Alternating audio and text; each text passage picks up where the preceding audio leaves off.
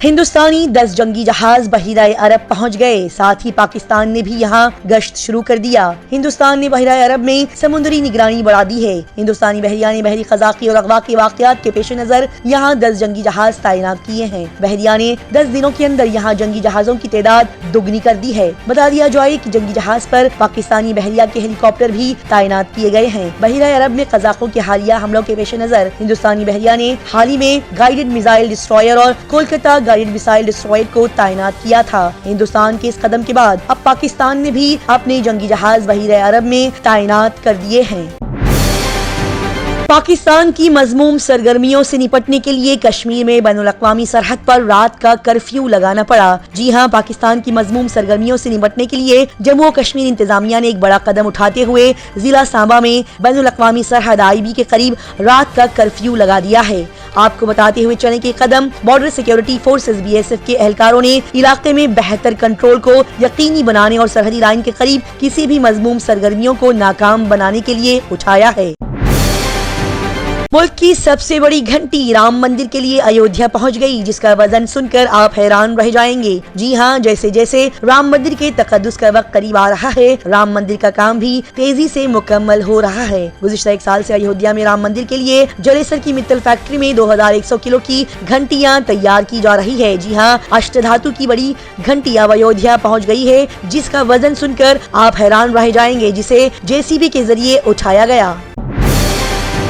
اسمرتی ایرانی نے مدینہ شریف کا دورہ کیا۔ ہندوستانی رضاکاروں اور عمرہ زائرین سے بھی انہوں نے ملاقات کی۔ مرکزی اقلیتی امور کی وزیر اسمرتی ایرانی نے وزیر مملکت برائے امور خارجہ V مرلی دھرن کے ساتھ اس پیر کو ہندوستانی عازمین حج کی مدد کرنے والے ہندوستانی رضاکاروں سے ملاقات کی اور ہندوستان کے عمرہ زائرین سے بھی انہوں نے بات چیت کی۔ بتا دیا جائے کہ اسمرتی ایرانی نے اس پیر کے روز مدینہ منورہ کا بھی دورہ کیا، جو اسلام کے مقدس ترین شہروں میں سے ایک شہر ہے۔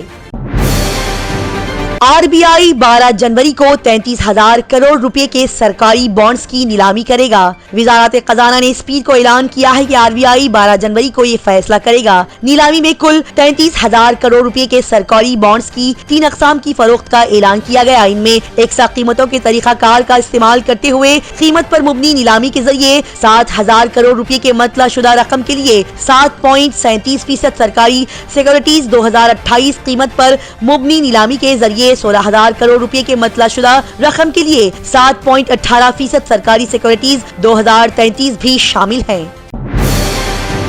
500 طالبات نے پروفیسر پر لگایا جنسی ہراسانی کا الزام، ساتھ ہی وزیر اعظم نریندر مودی کو خط لکھا گیا۔ سرسا یونیورسٹی ہریانہ کی 500 طالبات نے ایک پروفیسر پر جنسی زیادتی کا الزام لگایا ہے۔ اسی سلسلے میں طالبات نے وزیر اعظم نریندر مودی اور وزیر اعلیٰ منوہر لال کھٹر کو خط لکھا ہے۔ یہ طلباء نے مطالبہ کیا ہے کہ پروفیسر کو معطل کر کے کارروائی کی جائے۔ یہ بھی گزارش کی گئی کہ یہ الزامات کی تحقیقات ہائی کورٹ کے ریٹائرڈ جج سے کرائی جائے۔ جنسی ہراسانی کا الزام لگانے والی یہ طالبات نے اس خط کی کاپیز یونیورسٹی کے VC ڈاکٹر اجمیر سنگھ، ہریانہ کے گورنر بنڈارا دتاتریہ، وزیر داخلہ انل ویج اور قومی کمیشن برائے خواتین کی چیئرپرسن ریکھا شرما کو بھیجا۔ ساتھ ہی ساتھ کئی سینئر حکام، میڈیاز اور تنظیموں کو بھی اس خط کی کاپیاں بھیج دی گئی۔ ہریانہ تک حوالہ کا کاروبار کرنے والا سائبر ٹھگ افضل کو گرفتار کر لیا گیا۔ لگژری کار سمیت کئی سامان برآمد کیے گئے۔ سائبر ٹھگ افضل عرف راجہ، جو کہ ہریانہ سمیت کئی ریاستوں کے حوالی کاروباریوں سے وابستہ ہے، اس کو پولیس نے بریلی میں گرفتار کر لیا ہے۔ وہ سائبر فراڈ کے کالے دھن کو حوالہ کے ذریعے سفید میں تبدیل کیا کرتا تھا۔ عزت نگر علاقے کے رحپور چودھری کا رہنے والا افضل عرف راجہ ناخواندہ اور سادہ لوگوں کے آدھار کارڈ لے کر ان کے بینک کھاتے کھولا کرتا تھا۔ ساتھ ہی وہ ان کے ڈیبٹ کارڈ جاری کر کے اپنے پاس رکھ لیا کرتا تھا۔ افضل آن لائن فراڈ کے ذریعے ان اکاؤنٹ سے رقم حاصل کرتا تھا اور اکاؤنٹ ہولڈرز کو کمیشن دے دیا کرتا تھا۔ لوگوں کو یہ احساس تک نہیں ہوتا کہ ان کا اکاؤنٹ فراڈ کے لیے استعمال ہو رہا ہے۔ افضل نے یہ اکاؤنٹس حوالہ تاجروں کو بھی دستیاب کرائے تھے۔ آخرکار یہ ٹھگ بریلی میں گرفتار کر لیا گیا۔ बैंगलोर के स्टेट एजेंट को 1.3 करोड़ रुपए का नुकसान। जेपी मुरुगन के नाम पर सरमायाकारी करना उसे महंगा पड़ गया। जी हां, बैंगलोर शहर का एक स्टेट एजेंट हाल ही में साइबर क्राइम का शिकार हो गया। साइबर जराइम पेशा अफराद ने जेपी मुरुगन के जाली सरमायाकारों के तौर पर जाहिर किया और एजेंटों को अपनी स्कीम में सरमायाकारी करने पर आमदा किया। अपनी शनाख्त छुपाते हुए इस शख्स ने अपना नाम वी बालाजी बताया। एक रिपोर्ट के मुताबिक इस शख्स ने बताया कि उसने अपनी सारी जिंदगी की बचत ये स्कैंडल में लगा दी। ज्यादा मुनाफे की उम्मीद में शख्स ने इधर उधर से ज्यादा पैसे उधार ले लिए। पहले ही मकरूज इस शख्स ने अपनी बीवी के जेवरात को भी दाव पर लगा दिया। यही नहीं, सरमायाकारी के लिए इसने अपनी जमीन भी बेच दी। फिर अचानक से इसे एहसास हुआ कि इसे धोखा दे दिया गया है। दिल्ली लखनऊ हाईवे पर एक तेंदुए को देखकर सब हैरान रह गए। सिपाहियों ने करीब जाकर देखा तो उसे मुर्दा हालत में पाया। दिल्ली लखनऊ नेशनल हाईवे पर एक तेंदुआ मुर्दा हालत में पाया गया। गश्त के दौरान पहुंची पुलिस ने महकमे जंगलात को इस बात की इत्तला दे दी। तेंदुए की लाश को देखकर ऐसा लगता है कि इसे किसी भारी गाड़ी ने जोरदार टक्कर मारी है।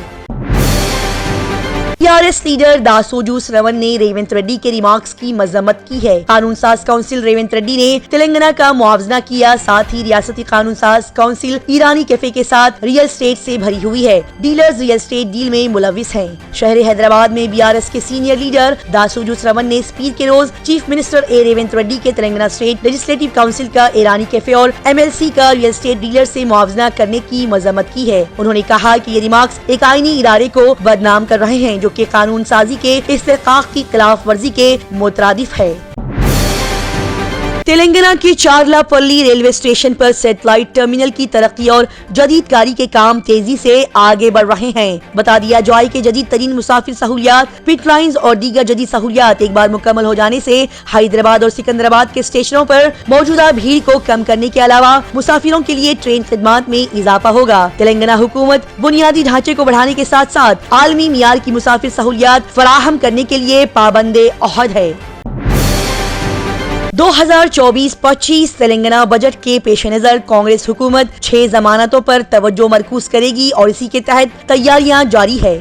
साथ ही शफाफियत, आमदनी में इजाफा और तरजीहात की पाबंदी पर तवज्जो मरकूज करते हुए महकमों से तजावीज तलब की गई है। तेलंगाना के 2024-25 के बजट में कांग्रेस की 6 जमानतों और तरक्याती मंसूबों को तरजीह दी गई है और इसी के तहत तैयारियां जारी है और महकमों से तजावीज तलब की गई हैं, जिनमें शफाफियत, आमदनी में इजाफा और तरजीहात की पाबंदी शामिल है। तेलंगाना में प्रजा पालना फॉर्मों के मुबैना गलत इस्तेमाल को उजागर करने वाली वीडियोस तस्वीरें शेयर कर रहे हैं। हैदराबाद शहर में मुख्तलिफ स्कीमों के लिए हुकूमत तेलंगाना ने प्रजा पालना प्रोग्राम के तहत दरख्वास्त फॉर्म तलब किए हैं। 6 जनवरी तक 1.25 करोड़ से ज्यादा दरख्वास्तें जमा कराई गई और अब सोशल मीडिया पर गर्दिश करने वाली इन वीडियोस में मुबैना तौर पर रियासत में प्रजा पालना फॉर्म को गैर जिम्मेदाराना तरीके से संभाला जा रहा है।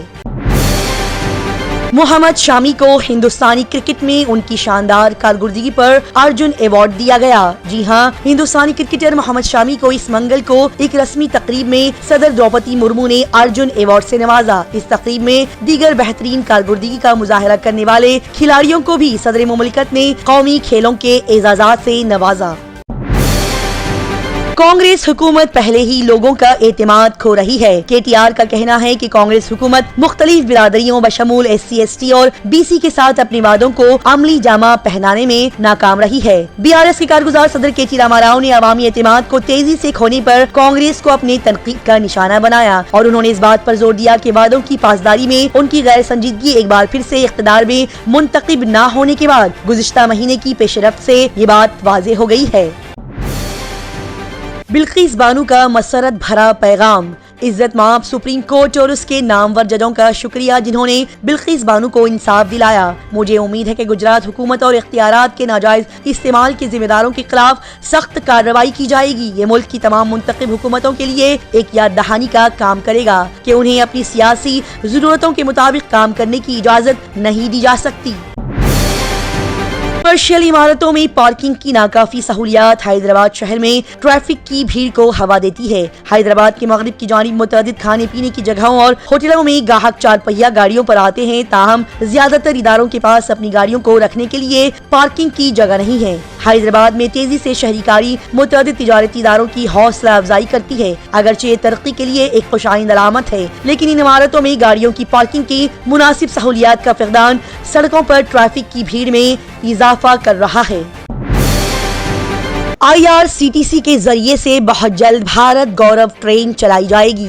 جی ہاں، Indian railway catering and tourism corporation IRCTC نے جیوترلنگا کے ساتھ دیویا درشن یاترا بھارت گورو ٹورسٹ ٹرینوں کے ایک اور سفر کا منصوبہ بنایا ہے۔ پوری جنوبی وسطی ریلوے کے پچھلے دوروں کی کامیابی کے بعد آئندہ نوروزہ مہم سکندرآباد سے 23 جنوری کو شروع ہوگی، جس میں جنوبی ریاستوں تمل ناڈو اور کیرالہ کے سیاحتی مقامات کا احاطہ کیا جائے گا۔ یہ ٹور تلنگانہ اور آندھرا پردیش کے مسافروں اور یاتریوں کو تروناملائی، رامیشورم، مدو جیسی نمایاں جگہوں کا دورہ کرنے کا سنہری موقع فراہم کرے گا۔ الحمدللہ ثم الحمدللہ، لوگوں کو نیکی کے طرف بلایا جا رہا ہے۔ جی ہاں، لوگوں کو نماز فجر کو اٹھایا جا رہا ہے۔ مسجد ابراہیم کے پاس، مسجد فاطمہ کے پاس اور دیگر مساجد کے پاس بھی یہ بہترین کام چل رہا ہے۔ لہٰذا تمام حضرات سے یہ اپیل اور گزارش کی جاتی ہے کہ وہ تمام مولانا ارباز چشتی قادری رضوی امام و خطیب مسجد قباء کے ساتھ جڑ کر اس بہترین کام کو کریں۔